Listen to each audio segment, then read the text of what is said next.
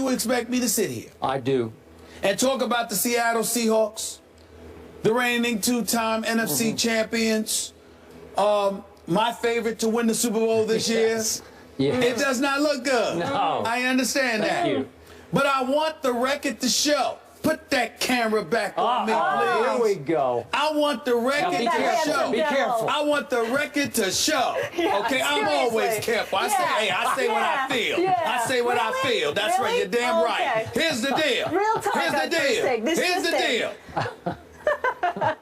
I said before this season that the Seattle Seahawks would return to the Super Bowl and win. Yeah, You did. Yeah. And I am even more adamant about it after yesterday's loss. Oh, now you sound like me. I feel absolutely, positively adamant about it. This is the worst thing that could have happened to the rest of the NFL. Oh, the fact that's that how they we're were going up, to spin the this fact one. that they were up 24-7. The fact that Andy Dalton, I'm talking about Mr. Richie Cunningham of the new millennial, okay? The Red Rifle. That's right. That dude, Andy Dalton. Right. That's Somehow, the red for those wave. of you out there who don't know Richie Cunningham, Happy Days, very, very That's popular before hit my show. time, but it's during yours. I still loved it. I still still loved love it. Happy Days, Here's too. the deal.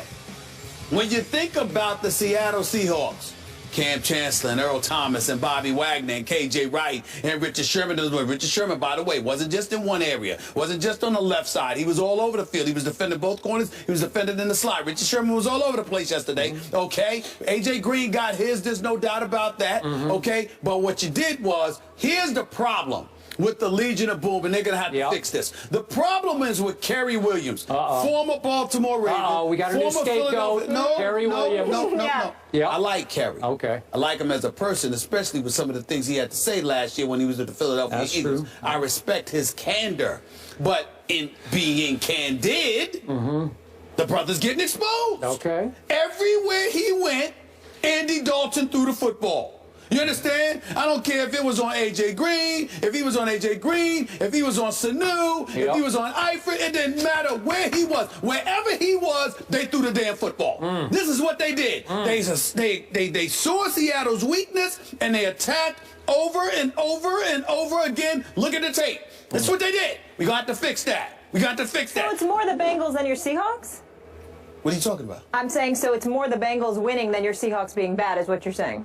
The Seahawks won. Absolutely. I mean, the Bengals won. Absolutely, it's more the Bengals winning. Absolutely. I'm saying so that's why you're having confidence in them? That's right, because I believe that listen, Byron Maxwell to me ain't that great, all right? But he looked pretty damn good playing alongside the Legion of Boom. Goes to Philadelphia, gets a little bit exposed, all right? He's not Bradley Fletcher, but nevertheless, he is what he is. I look at Kerry Williams. Yesterday was a very, very bad day for Kerry Williams. We're going to have to fix that. I believe they will. I believe ultimately they will get it together. This defense will rise up because they were offended by what transpired yesterday afternoon in Cincinnati.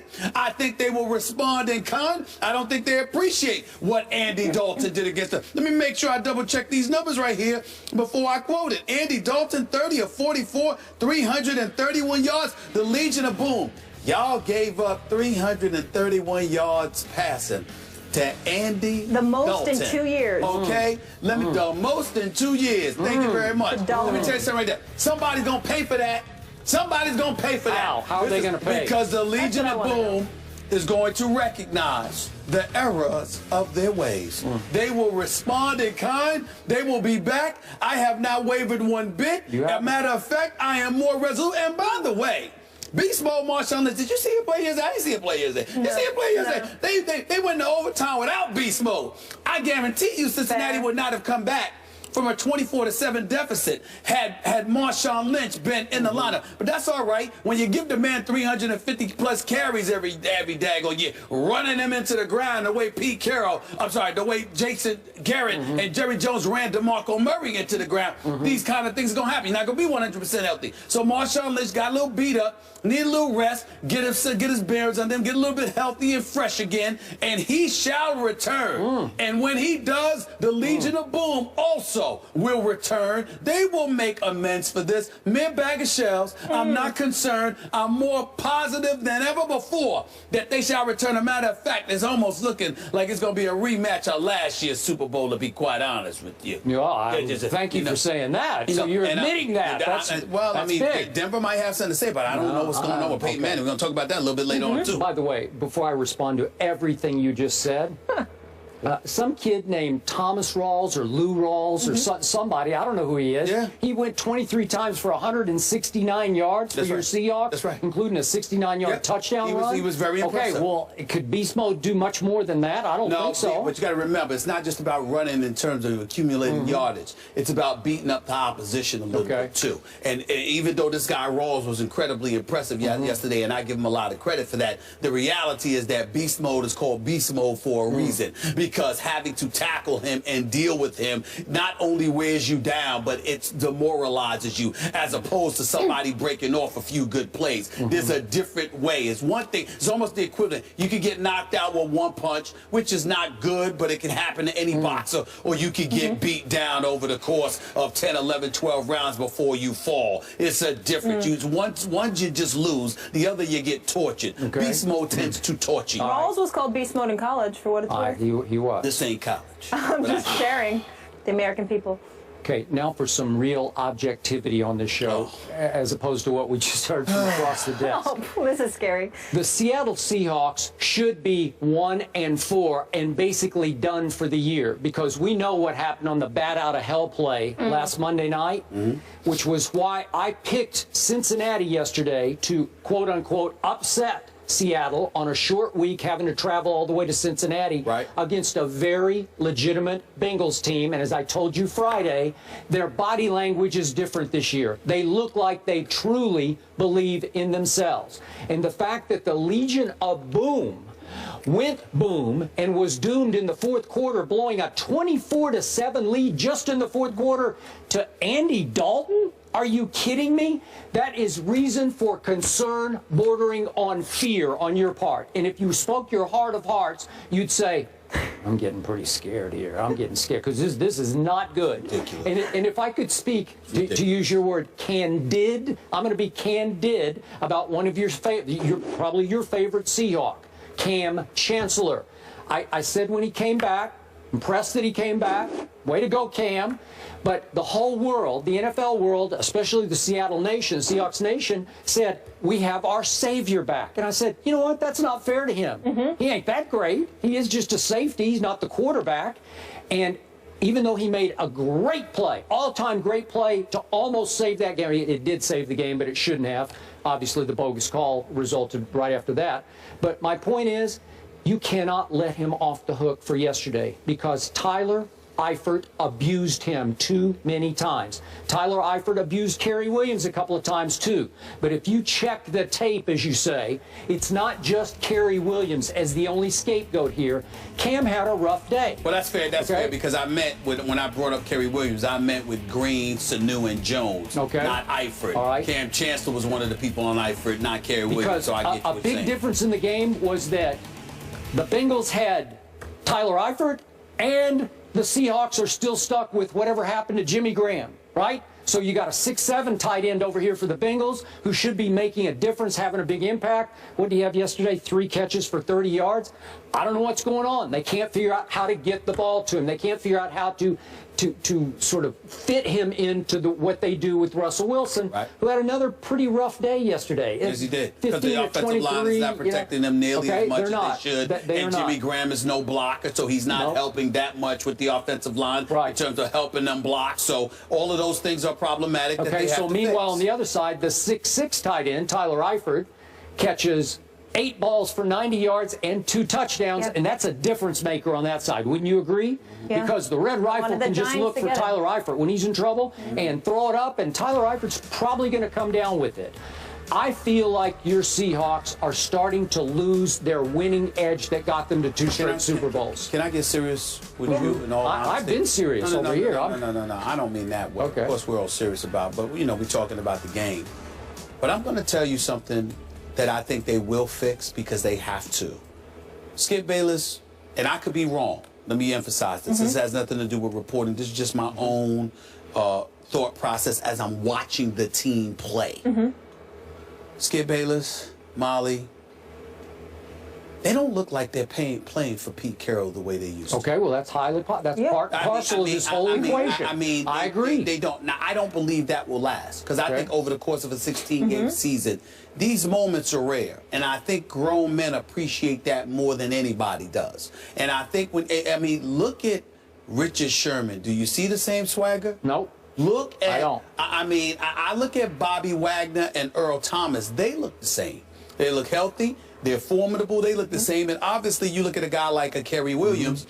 He's new to the mix. He's got to get himself better acclimated. They've got to get him better acclimated. And there are some things to fix there.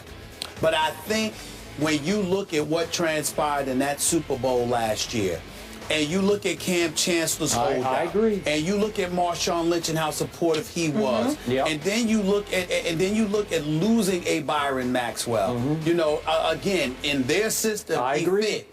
I think you sort of Seahawks predictably, and I'm not casting aspersions on them for it. It is a business, and they have to conduct business, and you can't pay everybody. But I think you see the way that they've elected to handle some things, and it's brought into question the relationship that the players once had with their coach. In years past, I saw a team that went out there, you know, I ain't trying to sound like Greg Hardy or whatever. I won't use that analogy. But I would say to you, they went after it. They did. And now you see them, they play hard. They can play at an elite level under most instances. For 3 quarters, they did that yesterday. They did. But the flip side to it is that you just don't see the same chemistry with their coach. They don't trust. A lot transpired. They don't seem. Again, I don't cover the team. I don't want anybody in Seattle quote me. And nobody told me this. I didn't speak to any players about this. I'm just saying that I don't see the same level of fervor. I agree. And just go for it mentality that I want to just. And even with Richard Sherman, he's out there playing hard, and for the most part, he's being effective. He's still one of the best corners in the game.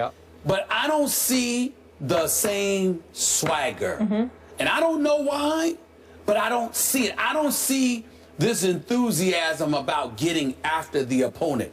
I personally believe that will not last. I personally believe they will get it back. But in fairness to you, I will tell you, I do notice what you're seeing in them. The difference between you and I is I don't believe it will last.